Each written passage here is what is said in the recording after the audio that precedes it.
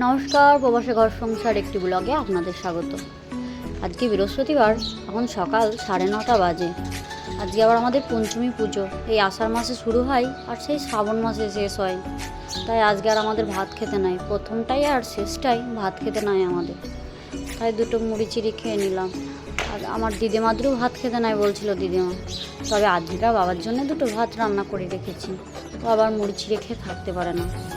এদিকে তো আদ্রিকা ভীষণ বদমাইশ করছে, আর ওদিকে দিয়ে খাওয়া দাওয়া করে দিদিমায়ের পাশে এসে একটু বসলাম।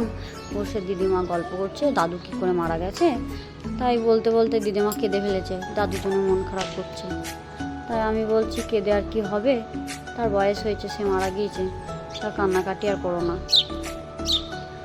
এদিকে আবার আদ্রিকা, আমরা দুইজনা দুই দিকে বসে আছি, আদ্রিকা দুই দিকে বদমাইশ করছে। দুইজনাকে দুই হাতে করে দুই দিকে মারছে। আমাদেরকে ঢাক ঢোল পেয়েছে দিয়ে মারছে। আদ্রিকা বাবা বলছে ও যা ইচ্ছে হয় ও করুক, তুমি আর বাধা দিও না।